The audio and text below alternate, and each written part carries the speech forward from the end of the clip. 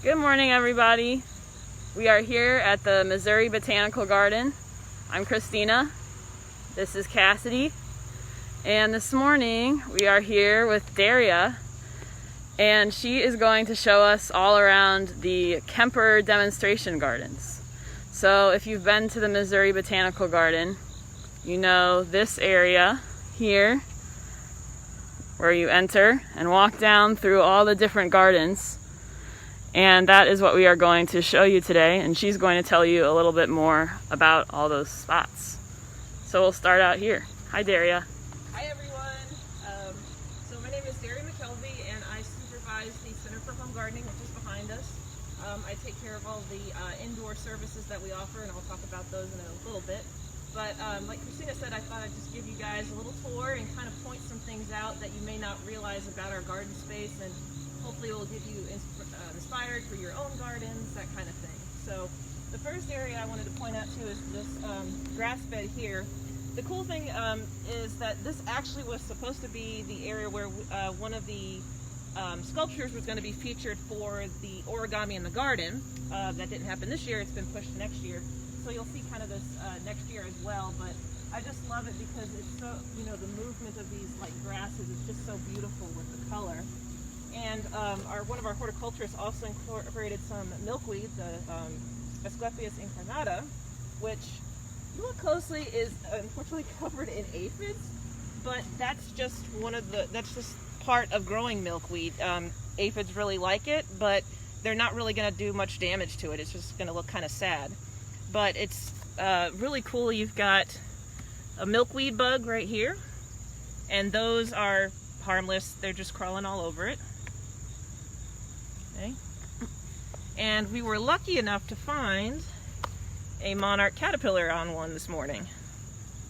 And the monarchs have been all on this like early in the morning. I think it's a little cloudy for them, but during sunny mornings, they're just everywhere. One of my volunteers compares it to like being sort of a fairy princess because you have all these butterflies flying around you. And bees too. Yeah, and so this is also popular with Carpenter Bees right here. So this is a female Carpenter Bee.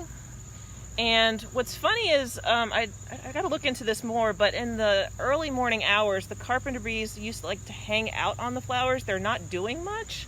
So like this one, it's like a little sleepy bee. Like I think this one is a female. And yes, I'm going to touch it.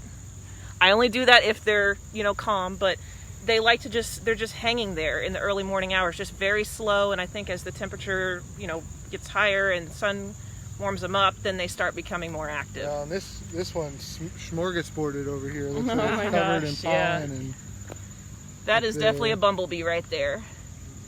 And then another one resting, yeah. Yeah, and that's another female. The males will have a yellow patch on their forehead. I don't think we have. I think this is a female. Yep, that's a female. And I like this. I have some of this in my own yard. I like it. Blooms a lot later than most of the other milkweeds. So I think it's nice to have those flowers this late in the summer, where it's like the common milkweed. I mean, that came and went months ago. Right. Yeah, definitely having something for the whole entire season will help you, attract those pollinators that you want to see. And aphids. I have aphids on mine at home as well, so. If it really bothers you, just take a good steady stream of water and you can just knock them off. But we just, for the most part, as long as it doesn't create some major damage to the plant, we just leave them be. So, let me also draw your attention to one other thing that you may not know about this courtyard here too. We have a lot of donor bricks, people who have, had their name engraved in honor of somebody or a friend, a family member, and you can do this at the garden and sign up for that. But I also wanted to know if you let you know if you have a brick out here and you don't know where it is. Once we're open, again, you can actually come in and we can find that brick for you. We can actually print out a map for you. So many people don't know about that. This year, that's not going to happen because we're closed. But next year, once we reopen, hopefully we can help you with that and finding whatever brick it is. And when you say closed, I mean that's just the physical building. Yes. So staff is still working, the plant questions that people have, the outdoor spaces, that's all, it's just inside the physical building. Yes. So yeah, indoor is closed right now. You still can get your gardening questions answered online. Like you can still email us at plantinformation@mobot.org, or you can call in to our answer service. It does get a little busy, so you may have to just leave a message, but the number is 314-577-5143, so you can call in still. But our walk-in service right now is just closed because of the building and COVID, so hopefully we'll get rid of COVID and we can open back up, because I miss you guys. So we're going to go through we're just going to wander through the garden, see what we can find. Well, and just to show people too, while we have a map here, I mean there are 23 different demonstration gardens here at the Center for Home Gardening, covering, I mean, really all sorts of, like if you have a tiny apartment and you are doing container gardening or indoor house plants, all the way up to prairies, and so there's something for everyone, yeah. essentially. And because it's so expansive, I mean, that's what we're going to do, is kind of take people into these little nooks and crannies maybe they have missed on other visits. Exactly.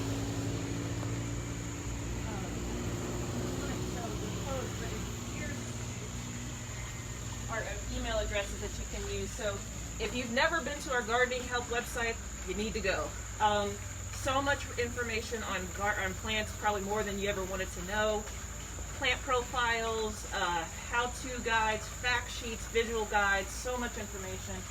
And then also, like I said, you can email your gardening questions to information@mobot.org. So those are our sources. Okay. So we're going to head down to the first garden space.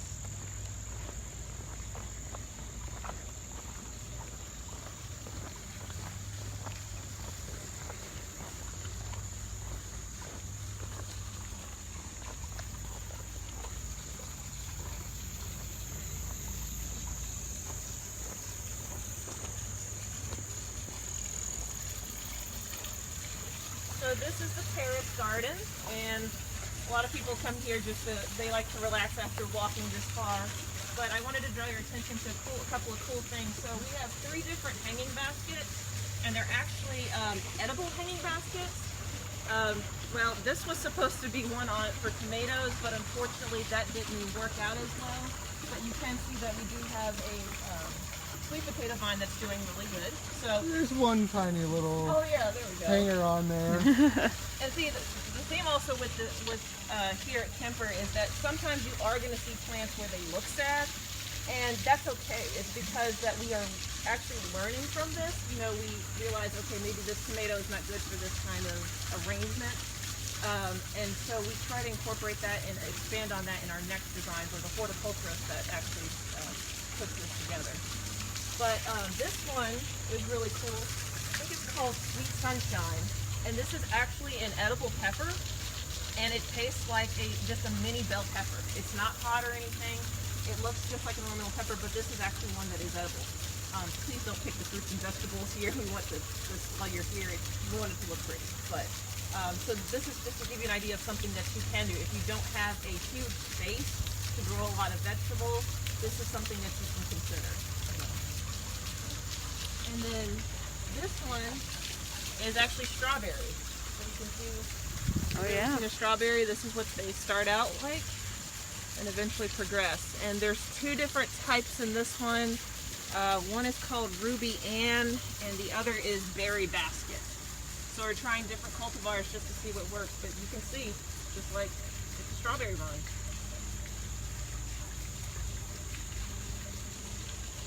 Oh, there's the flower. And there's a little native bee who just landed on it. Oh, wow. Yeah. The little guy. Gently move my... I knew that was going to happen.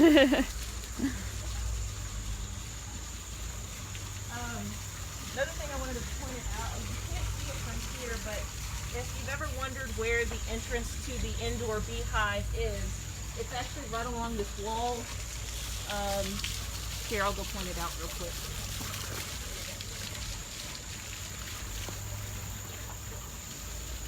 So, be careful, but right there is where you can see the bees entering and exiting.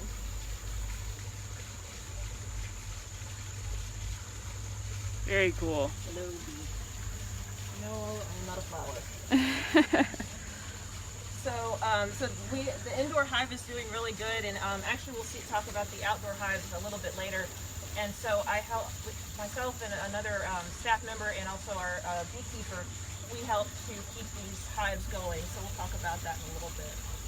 I also do want to show you this really cool euphorbia. This is cultivar is called Tiny Tim, and this was, I think, chosen as a Plants of Merit last year. This is, I think, its second year, and it just performs really, really well. It does get very bushy, but you can cut it back and shape it really nicely. And then these are the flowers here. And a lot of the honeybees and some flies really like this as a nectar source.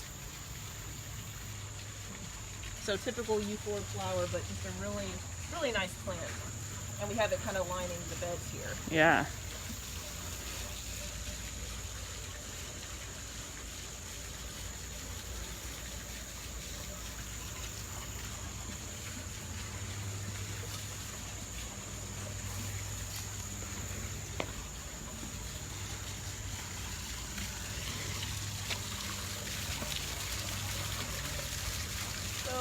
As soon as you go underneath the arbor, I do want to point out one thing. We're talking about Carpenter Bees.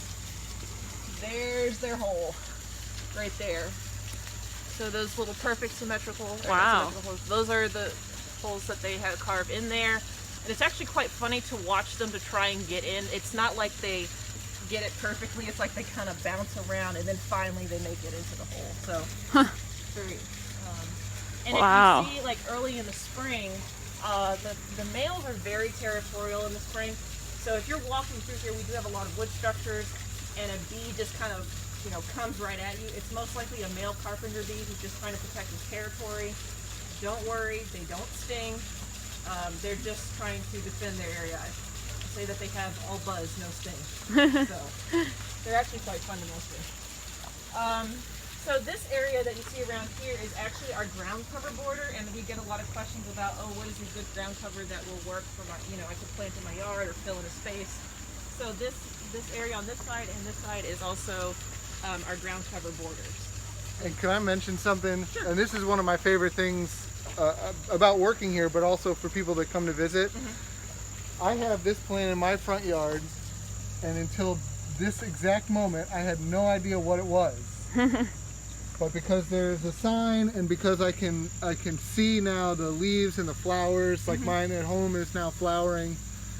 But I've lived there. It was at the house before I moved in. I've lived there 6 years. I've never known what it's called, and now I know. Probably not this cultivar, but at least at least knowing it's this abelia.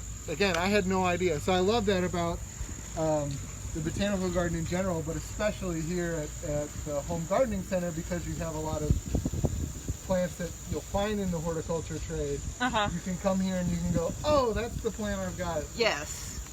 Actually, I've had several people do that. They're like, I have this in my yard. I never knew what it was. So. And now I know. Sweet. And actually, while we're talking on signs, let me just point something out to you. Home gardening signs are a little bit different than the ones that you typically see throughout the garden, and that's because they have a little bit more information. So usually they'll have the common name of the plant, the scientific name, and this, if it's in single quotations, that's the cultivar name, the family, and then we also have a little guide. If you've ever seen this, it just determines what kind of sun it prefers, moisture, and the maintenance. So there is a key out in the garden, I'll show you the sign, that can tell you which each of those symbols mean. We hope to update this in the future to make it a little bit more easier to recognize, but this is like partial shade. I think this is probably moderate water, and then this is pretty low maintenance. You also can see when it blooms. So this is May to September. So this is a long blooming one. Then also, this is a really cool thing. Not many people know about the Kemper code. So if on the corners of our signs you'll see a letter and then a 3-digit number. And what that means is that number is assigned to this particular species. And if you want to know more information, rather than having to write out Abelia Rose Creek, fully on your paper to remember it, you can just write H315 on your notes and look that up on our home gardening site, and it'll pull up that same profile on Plant Finder. So it's just an easier way, especially when you get scientific names that are incredibly long. It's just an abbreviated way to do that, make it easier for you. That's great. And now I can bug you about tips for keeping good care of my Abelia that I just learned. And you can look up the Plant Finder profile on Plant Finder. So this is also kind of ground cover stuff. This is kind of a new bed within the last year or so. So our horticulturist, this is another cool thing about our gardens, is that each horticulturist is responsible for an area, and they get to design the beds. They get to pick the plants, with approval of course, that are going to go into these spaces. And so Aaron is the one who did this bed.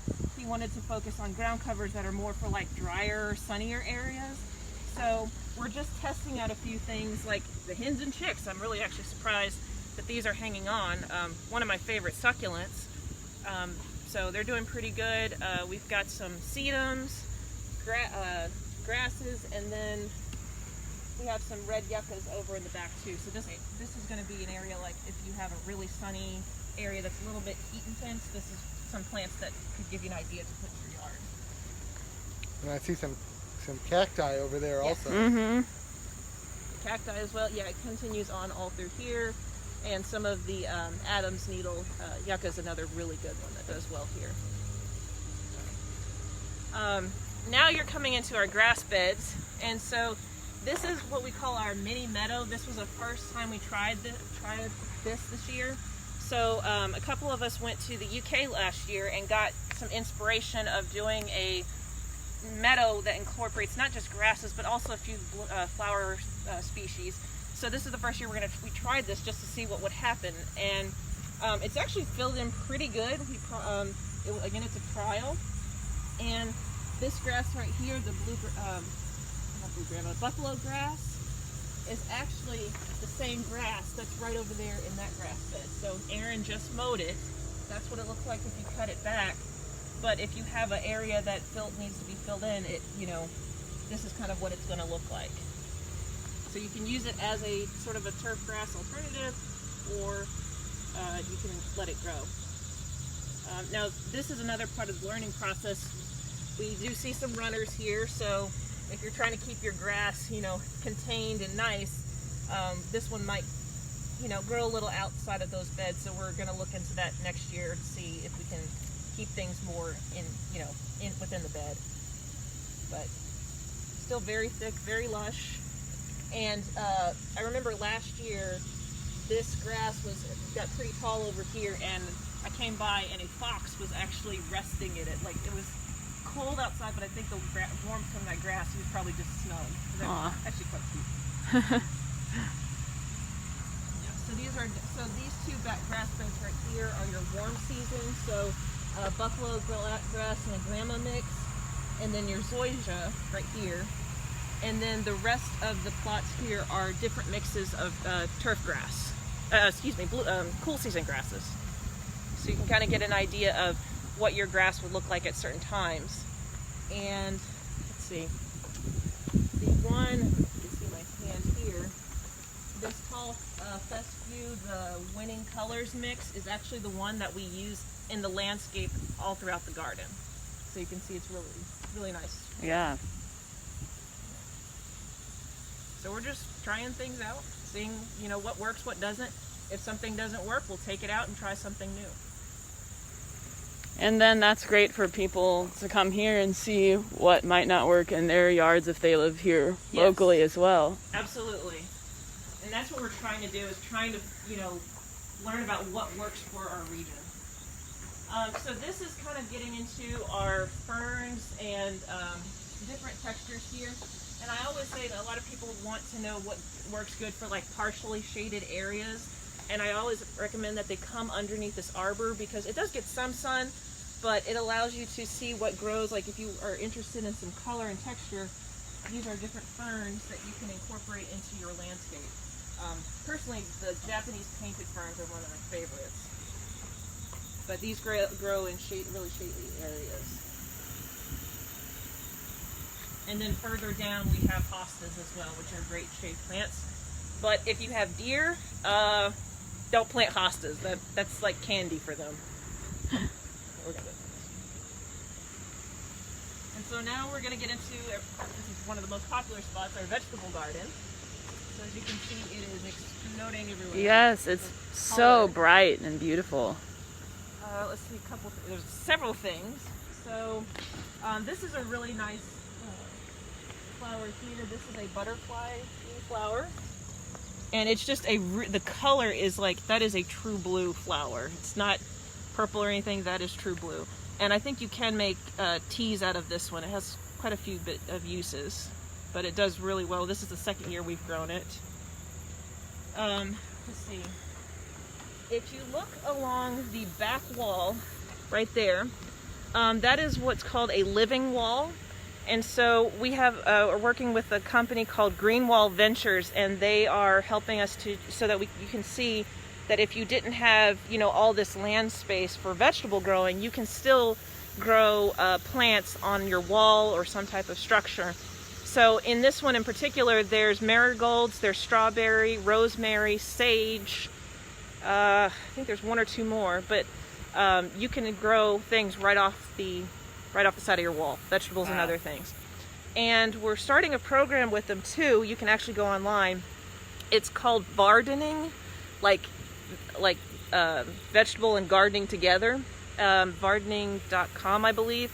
And they have kits at home that are kits for your home, smaller, living walls. And you can purchase that. If you do purchase them, you get a 5% discount with the code. I think the code is on the website, and 10% of the proceeds actually come back to the Kemper Center. So you can do that now. The only thing is you may not have a huge growing season, but we're going to be ramping that up even more so next year. But you can do that now and check out all the different types of setups they have. You can get plants from them. It's really neat, and we've tested it out for a while. So. We have some really cool peppers in here. I love this variegated foliage. This is called candy cane. So you can see the peppers there. Oh yeah. And that's a type of bell pepper? Yes, bell pepper, no heat or anything like that. So pretty tasty. And these would be real spicy, right? Yeah, so these are the ornamental peppers. I mean, we were showing those orange ones earlier that were like snacking peppers in the hanging basket, but this would look good in a hanging basket too, but yes, much spicier. Most of the ornamental peppers are actually for just look. Like if it says ornamental pepper, you really don't want to eat it. It's not much flavor. It's just gonna burn when you bite into it. So I'll show you a couple more of ornamental peppers, but they really are a nice accent piece in your landscape. Another thing you'll see too is that we do plant a lot of marigolds around, and they actually are edible. I think that sometimes they're used in like cake decorating. Oh wow! And also they're the main focus on Dia de Muertos. I think this is like for around the altars during the festival, and we do plant them in a sense. There's the myth that they act as sort of a trap crop for like pests and stuff. This may be true with some like nematodes and maybe a few other things, but it's not going to catch everything. But it still adds some very nice color as a nice border for our plants around here.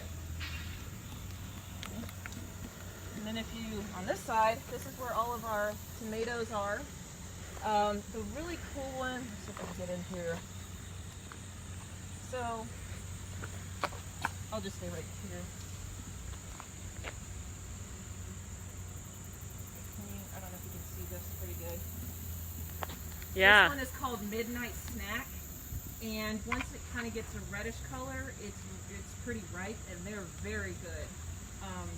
It wasn't until last year that I actually started liking raw tomatoes, so perfect timing, I have to say.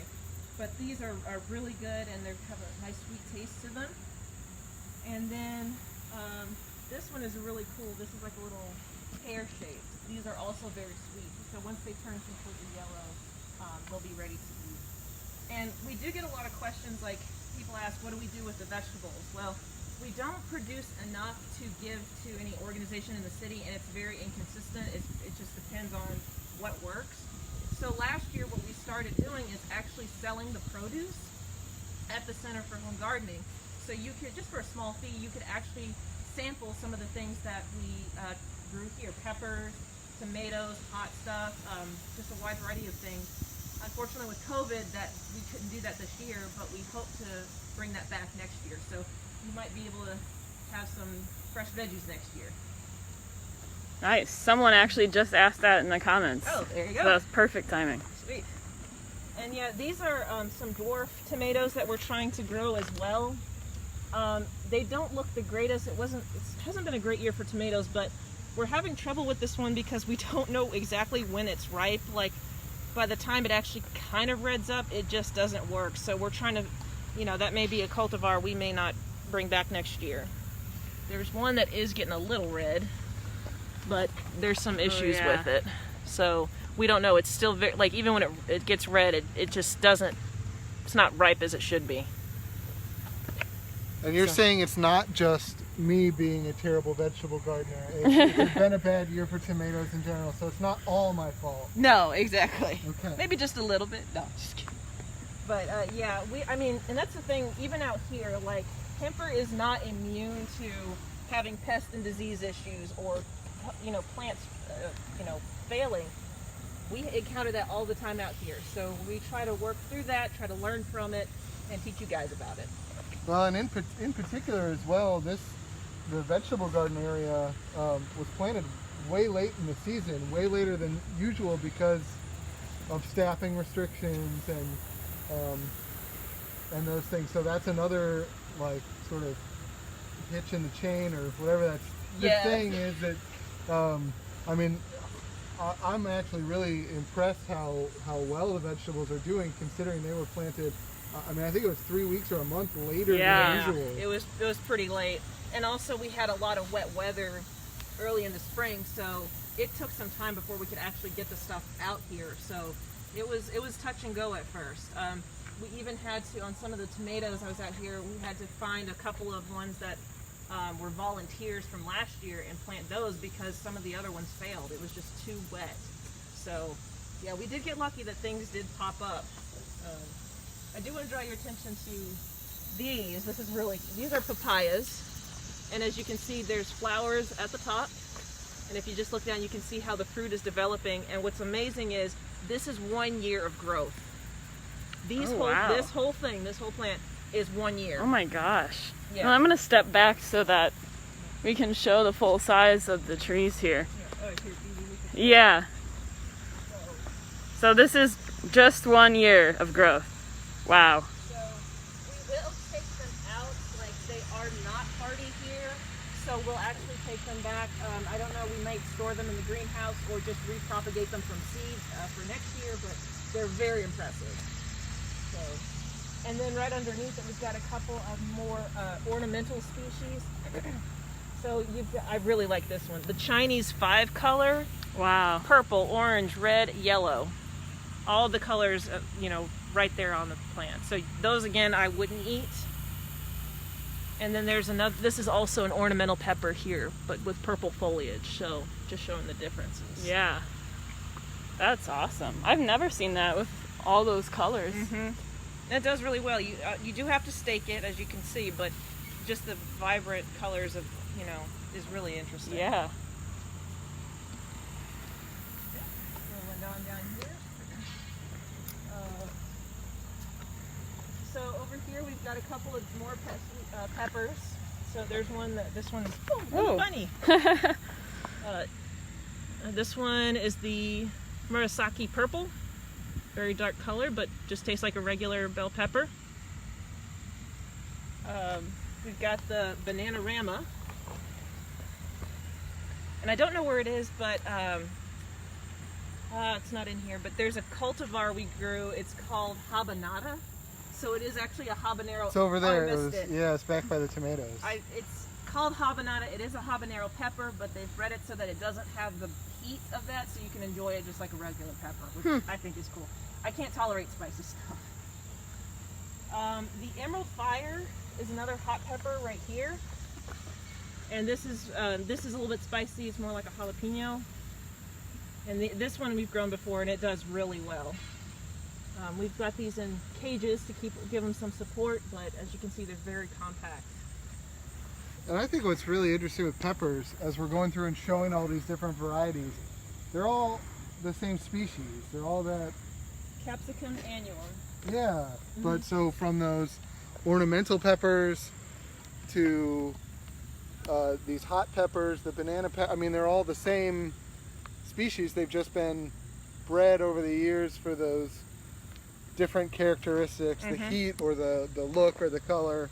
Yes. I just think that's something that's really cool about peppers. Yeah. And the same is with a lot of our cold crops, like brassicas, like cabbage, broccoli, I think kale, cauliflower. That is also the same kind of thing, where Brassica oleracea, same species, but breeding has elicited different structures or different looks. So we've got, this is a dwarf bell pepper called chili pie. Oh, hey, praying mantis. Oh yeah. Come on. There we go. Look at that. Little baby one.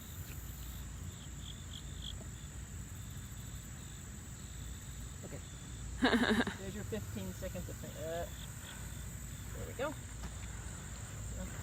And then over here on this side, we've got more tomatoes back there, but then you've got your okra growing here.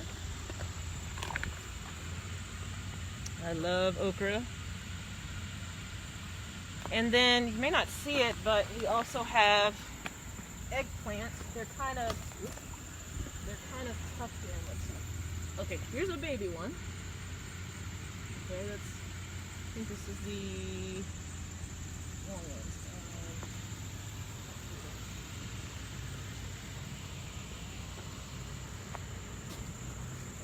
Harvested some, so it's actually. Oh yeah.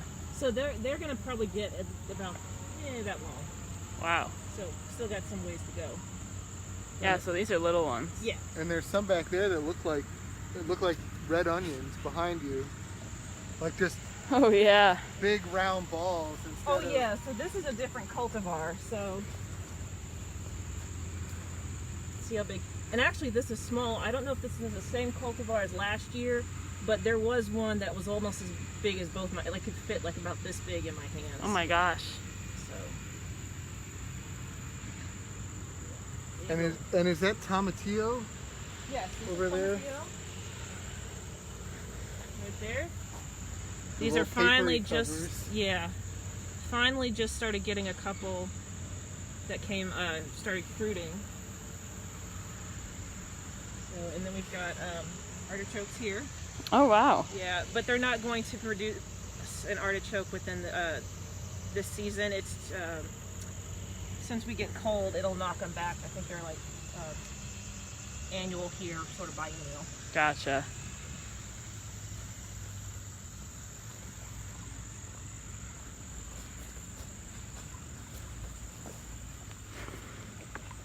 So over here too, we've got our ornamental peppers. This is another type. This is onyx red.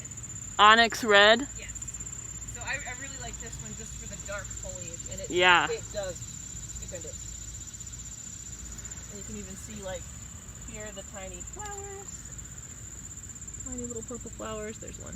That's open. And again, this is one you don't want to eat. It's just gonna burn. Let's see. Then, as you come down here, you do have your herb garden right here. And if you look in the very back, along the walls, we have actually two hop plants, like hops as in making beer. they produced flowers for the first time this year, Oh, which we wow. were so excited about. Let's go closer. Okay. I, Oh, that's right. let's show them off. I think hops are so neat. And that smell, that's really why I want to go closer, because those flowers, when you crush them, have such a fragrant aroma, and that's what you're imparting into the beer by adding it. I never even... Oh! I don't drink beer, so I see. And they're just such, I mean, they're just such neat flowers too. Wow. Yep. But yeah. It definitely smells, smells like like a an beer. IPA. Yeah. Yeah, something real hop heavy. Yeah. But yeah, they use this for the bitterness and aroma. Do we know what The cultivar... variety or cultivar it is? Centennial. Centennial? Yeah, so that's a super popular hop variety for using in beer. Huh. I even learned something. Yeah. I had no idea. It's 5 o'clock somewhere, right? Yes, Kemper has an underground brewing company somewhere. And that's a different cultivar over there. Okay. Cascade. Yeah, so Yeah. Cascade is another. Yeah. We had a third one, but that didn't... That's alright, the Cascade is jumping over and Yeah, look at taking that. over the literally flower. cascading onto the... Yeah. That's funny. Alright.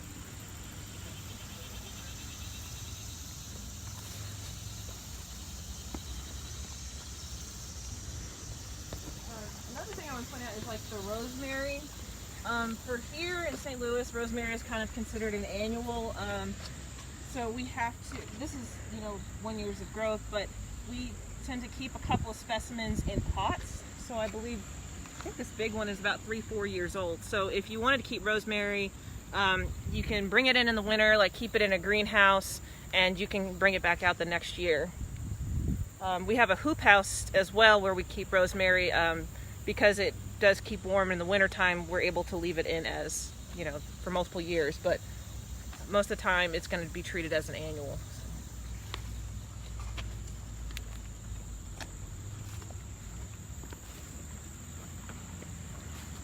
So we also have some asparagus.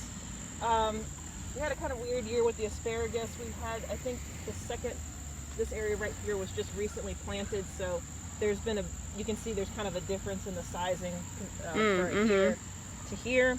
At this point on your asparagus, it is inedible. You of course want asparagus when the shoots are very young, and they are dioecious, so they have separate male and female plants, and the female one is the one with the red berries, which I think are poisonous, so don't eat those. But you can eat the stems, of course. So there, yeah, that looks like a fruit developing. So this one's probably female. So, and even once they get to this big, if you tried to eat the stems, it's very starchy and it's just unpleasing. So you want them when they're really short. So this area, like stretching on both sides, is kind of our trial garden. So every year we get new plants to try. And again, the horticulturists that take care of this space, they have picked these species to just try out, see what happens, see how well they do. And so these are all annuals pretty much over here. And then these are perennials as well. So it's annuals on our right for the most part, Yes. and then perennials on the left. Yeah. So things like, this is something we're kind of learning about, like these stone crops. Sedums do really well here, but they do tend to like more drier soils, and so we kind of have them in an area that does get a little bit more moisture, and so as a result they flop. So you can see the crown is kind of just everywhere, same for here. Still pretty though, I mean, so you might want to consider sedum in more of a drier area rather than a wet one. That's interesting to see the difference, though, from the beginning of our tour when we first walked past it. Oh yeah. A different type, but it was very tightly clustered in that drier area. Yes. Yeah. When they first start out, they're really nice. The tags that you see here, are marked because these plants have been here for at least 3 years, so we want to swap things out and try new plants. So these are going to be removed. You'll see a couple of these tags here, and something else will come in its place to try another one. Is this the same cultivar? No, the other one's down there. So this is a German garlic or allium, which is really nice. They have a short blooming period, but I'm not sure of this cultivar, but there's another cultivar down the way called Millennium, and the honeybees love it. Like every year when that blooms, they're all over it. So, let's see. And so some also on the annuals I wanted to point out too, like, oh, robber fly. Oh yeah. Yeah. If you ever catch one of those, like, with an actual insect, they're sucking the juices out of them. So wow. Just, he moved. But, so some of these annuals, like you probably recognize them. Like obviously this is a zinnia, but the zesty mix is supposed to be like, they claim it as you know, disease improved or, you know, pest issues improved. So we're just seeing how it is, and it actually looks very good. I love the coloration. Yeah. That's a really nice one. And then this one's really nice. This marigold here is called Big Duck Orange. And I mean, that has done really well. So if there is a plant that we find that does really well, we might bring it back another year just to see what, you know, can it continue to sustain itself that way? If not, we'll move on. So, and this is, I mean, peak time with just a lot of color too. Yeah. It looks So beautiful. And like I said, I talked about learning things. Like this was a new canna that we tried. This is a really nice one, but as you can see, it does have some burn spots on it. So it's probably something that we need to move into partial shade. It doesn't like too much sun. So that's something that if we write a profile for, we'll include on that.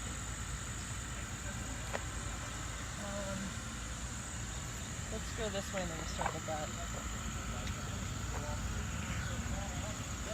Sit on that thing. Another thing I wanted to mention too is that while you're out here, like the reason why we plant this stuff is to give you guys an idea of what you can incorporate into your yard and use it as an example or a template. So I really like this fall cypress here, and we have another big one over there. They're pretty sizable, but I would recommend this one like for a winter interest, because this one will stay, actually it gets a little bit more yellow in the winter time. So even coming here at all different seasons, you can always see something to say, hey, that looks really good right now. I could put this in my yard if you're looking for winter interest or something that's flowering. Use this area, the whole garden, as an inspiration for your own. That's what we're here for. Pardon me. So over here, we were just trialing different dianthus, our carnations, as some people know them, pinks. So this one actually really got going. Just to see kind of what does well. And then in the very back, on the back side, we were trying different echinaceas. So we play around with a lot of stuff. I also want to draw your attention to this hydrangea. So this is a Panicle Hydrangea. When this is first blooming, this thing is covered in pollinators. And this is one of the species that will reliably bloom every year. So there's a huge issue with people calling all the time about hydrangeas not flowering. Generally, that's due to hydrangeas. There's different categories. So there's some that bloom called on old wood, meaning that they produce their buds, flower buds the previous year. So if your big leaf hydrangea, the Hydrangea macrophylla, bloomed this year, its flower buds were actually produced last year. And sometimes what happens is people prune that one in particular at the wrong time, and that cuts the flower buds off, so thus no blooms the next year. What also happens, particularly with the big leaf hydrangeas, Hydrangea macrophylla, is we get temperature swings in the wintertime or very cold temperatures, and it ends up killing those flower buds. So it'll leaf out the next year, but if those buds got damaged in winter, the flower buds at least, you're gonna have little to no blooms that next year. So that's one of our biggest issues with hydrangeas. But this one, like a Panicle Hydrangea, produces new growth every single year, new flower buds, so it reliably blooms in our area. So you can cut this back, it'll bloom again next year. And I think we just actually released a blog post about those. You did? I was pulling that up on my phone as well. So for Panicle Hydrangeas, that's on our blog, discoverandshare.org. And obviously there's going to be plenty of more hydrangea information at the gardeninghelp.org. Yes. That is one of our most commonly asked questions. And we're also we're developing a fact sheet right now for that as well. So you can have that resource, but you can look up which types, do really well. I really like also the oak leaf hydrangeas, Hydrangea quercifolia. They bloom on old wood, but you don't have to worry about their buds dying in winter. They bloom every year reliably. Same with Hydrangea arborescens. That's really good to know. Sometimes on hot summer days, I feel like I just want to jump in this pool. I know. I've had that impulse myself. So we're getting to one of our favorites. This is the gourd arbor. And so as you can see, we've got quite a bit going on. First one right here, these are loofers. Okay. So, and then we have all different types.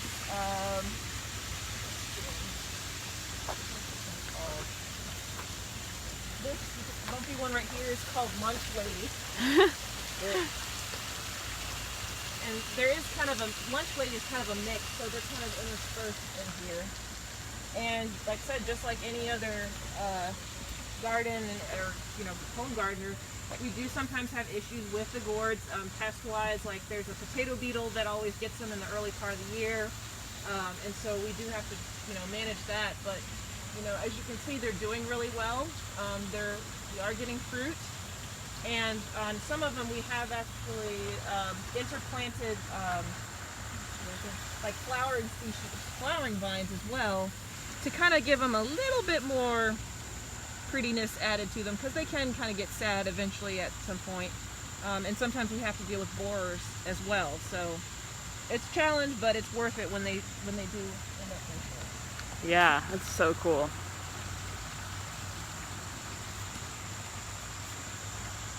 Oh, here's one that's really cool. This one. What's that gourd one right there? Autumn wings. Yep, that's autumn wings. That's a cool one. I love that shape. Yeah. So also, like I said, when we do sell vegetable produce and stuff, we would also sell these gourds to the public as well. So next year you can take home one of these giant gourds. Yeah. Yeah, this one, that could be another Lunch Lady mix, but that is massive. Yeah. Kind of makes me nervous to stand underneath them. They're pretty sturdy. These look like widowmakers. This one, look at that. Yeah. Incredibly bumpy.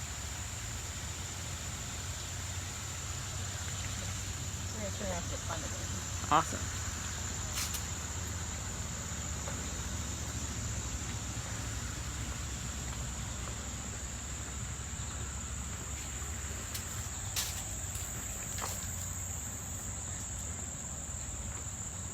Ignore the space here. Like we normally have cut flowers in this area, but due to COVID, we didn't have our full volunteer team, so we've had to, just focus on what areas are important. But hopefully that'll be better next year. Shout out to all my volunteers for Kemper. Okay. So this area is the climate garden, and we jokingly call this the place where plants go to die. And the reason is because we're actually sort of testing out. Are there, what plants from zone set, or can plants from like zone 7 to 10 or so, can they survive in St. Louis? I mean, if we are warming up, the thought is we're going to probably start having some plants that, normally wouldn't be hardy here, start to be hardy. So we're kind of getting a jump on that just to see if is that possible. And then sometimes even with the hardiness zones, they are set because the plant is trialed out in different regions.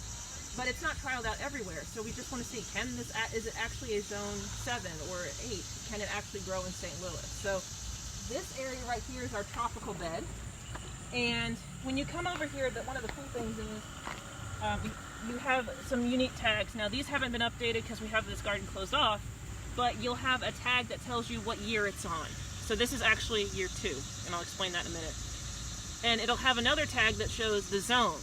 So I was working when we were all closed in quarantine, and I came out here, and this is a zone 10. So we're thinking like really tropical, like very south of the country.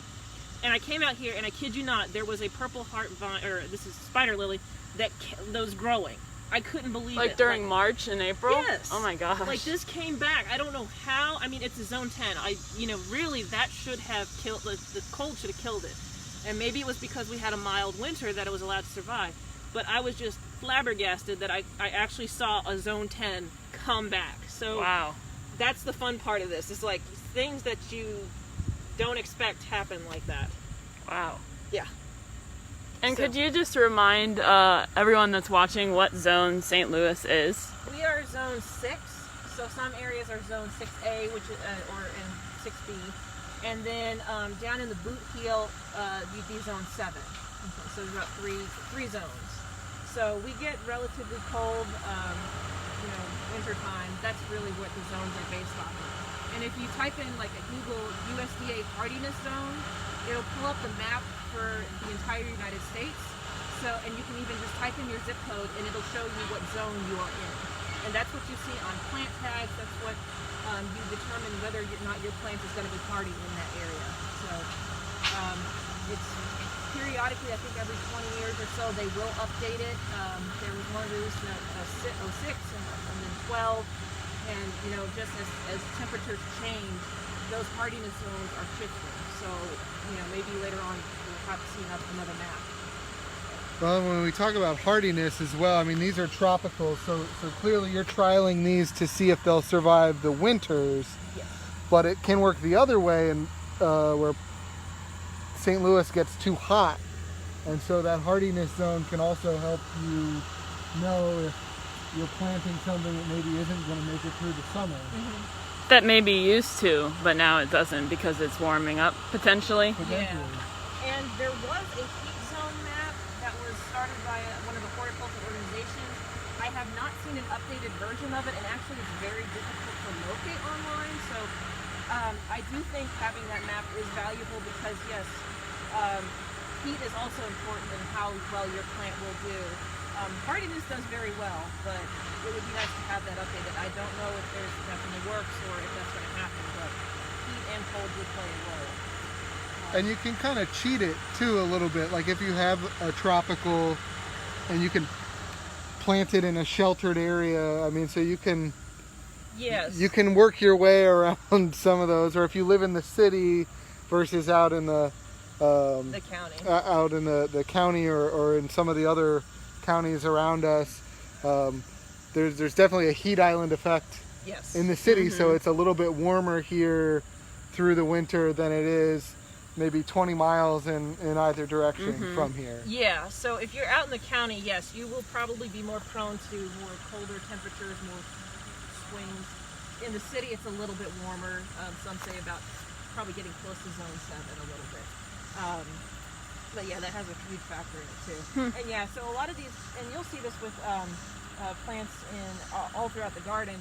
We can plant these out here all summer long and they're fine, but if we want to save them, we'll dig them up, put them in a pot, and stick them inside in a greenhouse. Oh, that's something. Oh, wow. Just hanging out there. He wants to be on TV as well, or internet. So I also will say, again, part of the learning process is I have a staff member that helps us write the profiles every year of all the new plants that we get to add to Plant Finder. So these designs for these spaces are actually done a year in advance. Actually, the crew right now is getting their order in for next year. We have to plan a year ahead. And so we make sure we have new profiles on those every year. The person who's working on them, she probably blows through about 100 to 150 profiles in an entire year. So Wow. that gets added onto our database. And then it's not that we just leave them there and never touch them again. As we learn things about these plants, we try to update those profiles. So we don't have one on this again yet, but I will mention this is a Cupia that blooms very well. The cultivar is Sriracha Violet, but once we write this profile, I'm going to tell you. Oh, here it is. There we go. It seeds prolifically, so we didn't know that till we grew it out here. So that information will be written into the profile once that happens. So it's a nice one, but it'll spread. Not too aggressively, but you will find seedlings popping up all over the place. I actually condensed this to probably an area about this size earlier in the spring, and you can see what happened. Wow, yeah. So, and it's a zone 9, so it came back like from seed every year. So wow. Yeah, so that's when, that's how we learn about these plants, and we trial it out here so you guys don't have to deal with that. Okay. And I'll show you some surprises too real quick. So this one is orange jessamine. It's supposed to be a zone 7, and this is actually this winter coming up. This sign is actually should be 3. It'll be on its 3rd winter. Wow. It has come back multiple times, even though it's a zone 7. So we'll leave these plants, if they survive out here for 3 years, and if they keep going back, coming back, we'll actually dig these up and place them in another spot of the garden and see how well they do in those areas. So this one's done really well, and also this taro, this colocasia pink china right here, and you see the lovely pink stems. Yeah. This is also actually going on to year 3. And it's a zone 7. So this one looks like it's primed for coming back without any issues. And we have a question from Dorothy, who's wondering if the soil has anything to do with the zones. For the hardiness zones, not really. I mean, it can affect how well your plants do, but the hardiness zones are really based on temperature. The lowest, the average minimum temperature for an area. And it's based off of years of compiled data to get that hardiness zone level. Gotcha. Yeah. And she specifically asked, does it play a role in the zone 10 plants? So maybe she's asking whether that helps those to survive, or if that's something that you think about. Or you're more just testing the temperature? The temperature. Like I said, soil can have an effect. Like if you put a plant that, needs very well draining soil and you put it in a bad area, or the soil that's not conducive for it to grow, that's going to be your main factor. But overall, when you're looking at plants, it's more so the temperature that's going to have the biggest role in how well they do. Gotcha. Yeah. So we'll go out and then go back to this apple away. To your left. Oh, the prairie drop seeds are starting to bloom. I don't know. To me, this smells like some weird popcorn flavor, but somebody said that they smell like cilantro. Well, this one's not. I don't have much of a smell on this one yet. No, not yet. Maybe I think I saw the ones at the front, but I got a whiff of that and I'm like, oh, popcorn time.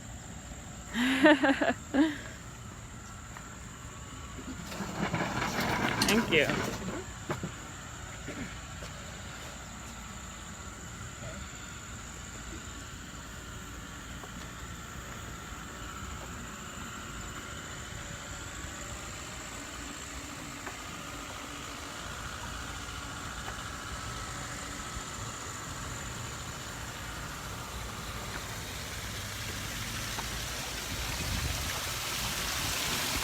Some of you remember from earlier in the year, I don't know if it's on Instagram, but I was here earlier in the spring and all these trees were flowering.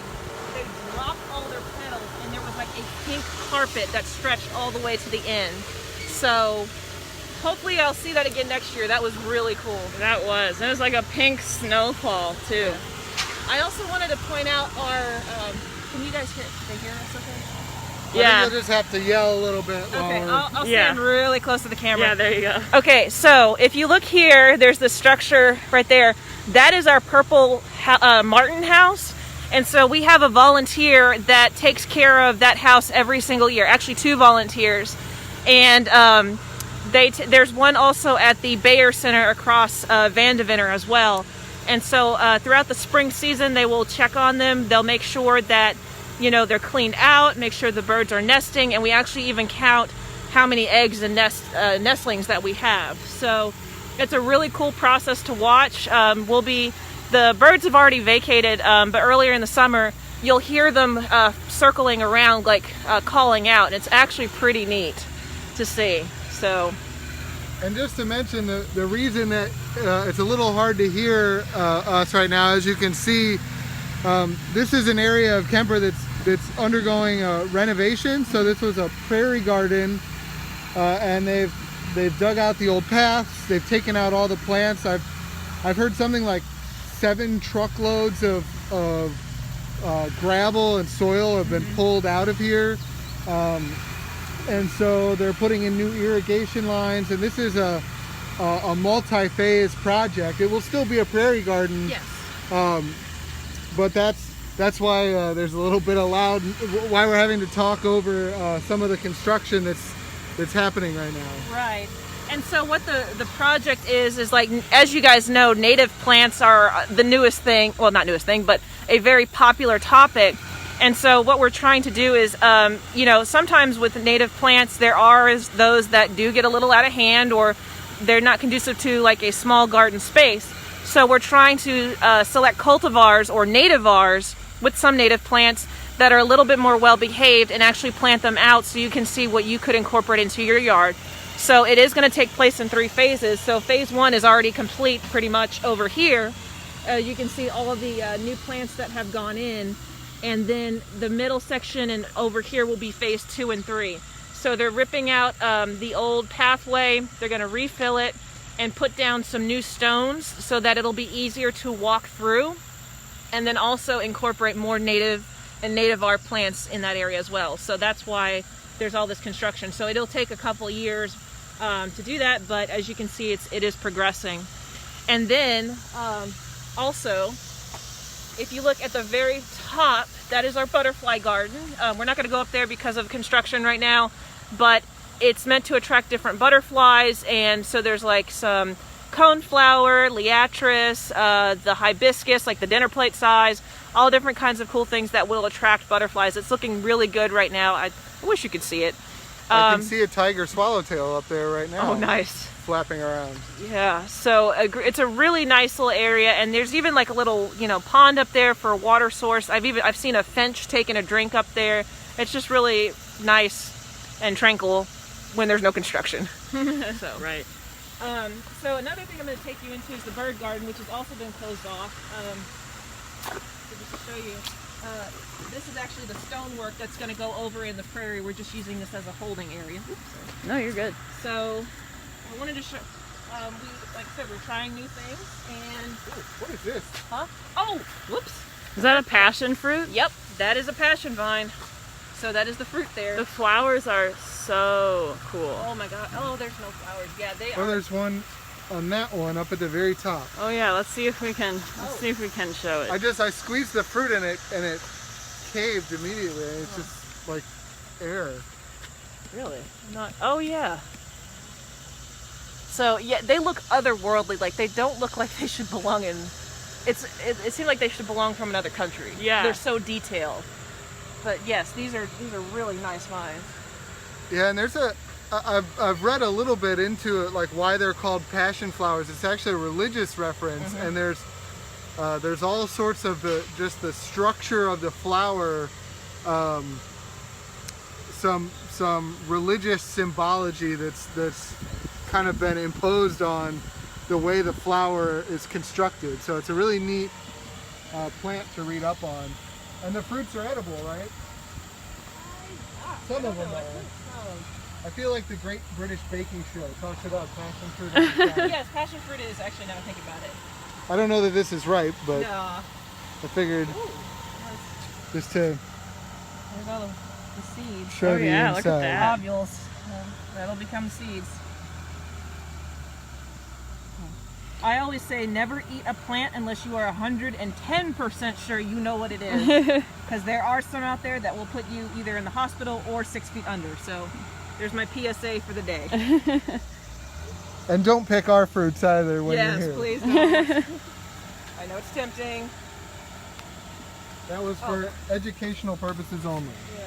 Oh, another good winter interest plant. I love this one. This is a Colorado blue spruce, and the cultivar name is Fat Albert to show. But this one, especially in the wintertime, this blue-green color just pops. It is wonderful. That's nice. So And this is one of those that has that like classic Christmassy yeah, scent. I mean, its species name is pungens, and that has to do with the scent that you get off of the needles. It's quite tall too. Yeah, it does very well. Oh, I know it's still August, but it makes me think about Christmas. So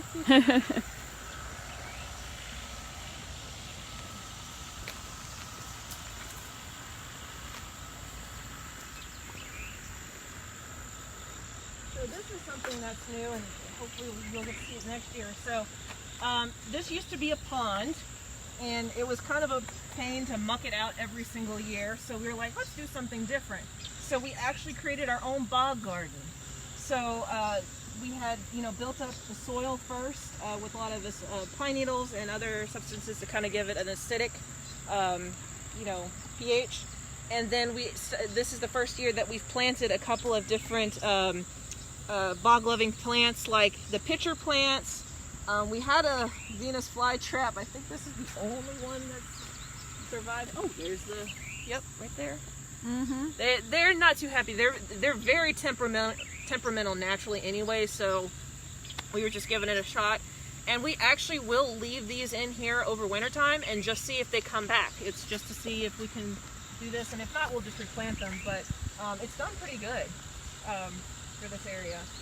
Before we put the pine needles down, what was really cool also is that when water did collect, I saw a couple honeybees. They were able to land on the top of the surface, and they were lapping up water earlier in the season. Oh wow! Before all their stuff started, popping open. So we'll see what happens. This is again another new project. We'll just see how things go. Yeah. We're gonna go this way.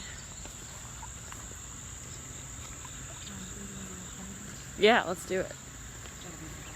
Yeah.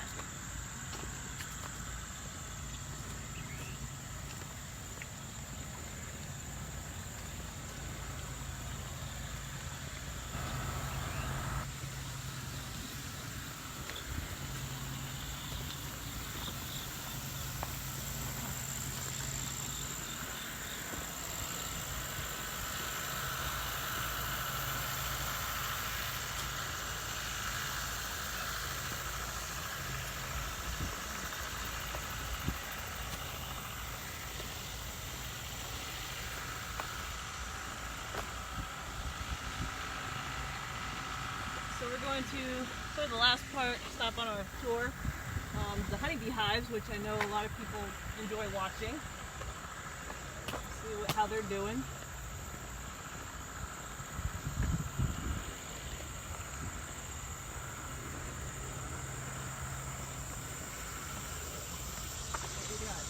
They're busy. So yeah, so these are honeybee hives. We monitor them all throughout the season. We actually work with a beekeeper from Issabees. Her shop is in Fenton, so if you want to get into beekeeping, she has all the supplies. The other thing is that we harvest honey from these multiple times during the year, during the summer, more so June and July.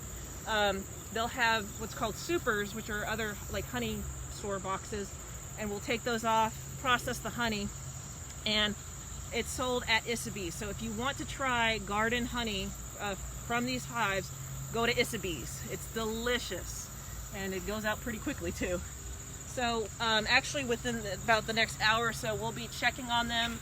Right now we're getting ready to prep them for winter, checking, making sure they're not having any pest issues, make sure that they're going to have enough food, and just making sure that they'll be good and safe. They actually will stay out all winter. We just let them be, and no pun intended, and they're able to survive the winter. On warm days, they will actually come out, and maybe do a little bit of foraging, especially like, during the winter time, there's the witch hazels blooming, so there is some kind of nectar or food source for them occasionally. But they're just an amazing organism. Like when you really get to see what they do, and when we open the hives and just how they behave together, it's incredible. They're amazing organisms.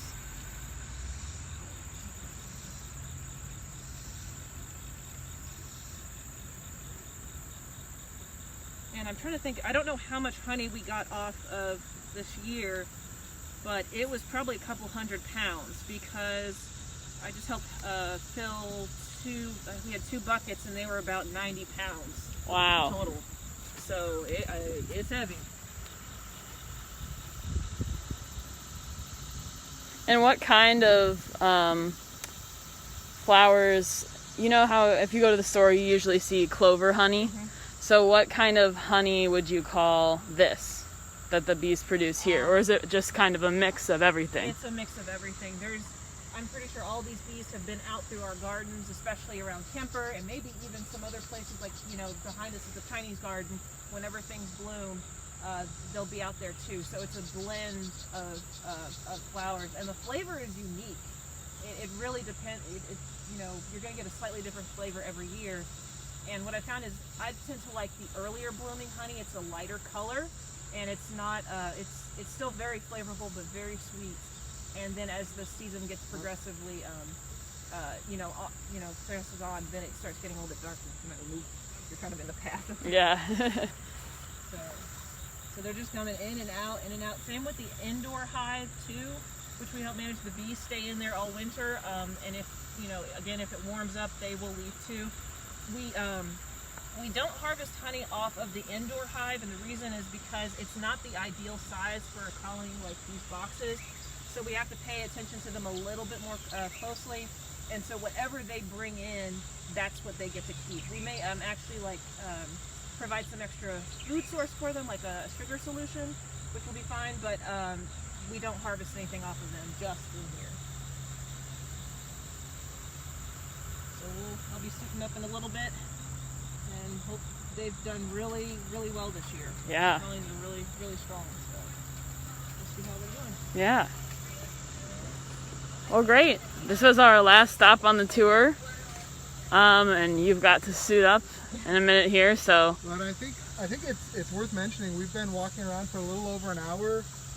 We maybe saw half of what's in the outdoor demonstration gardens at the home gardening center. I mean, there are so many more little areas to explore. There's some limitations on that right now because of COVID, but when this is fully open, I mean, you can easily spend a couple hours just in the demonstrations at the home gardening center. There's just that much to see. Oh yeah, we even didn't touch, well you can right here, we even have a fruit garden right here. This whole section right here is part of Kemper. It's actually going to get moved early to the vegetable garden, but we do have strawberries and, raspberries and other things growing, or blueberries, excuse me.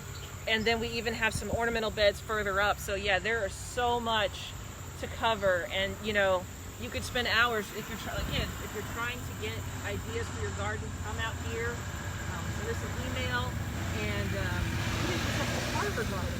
Yeah.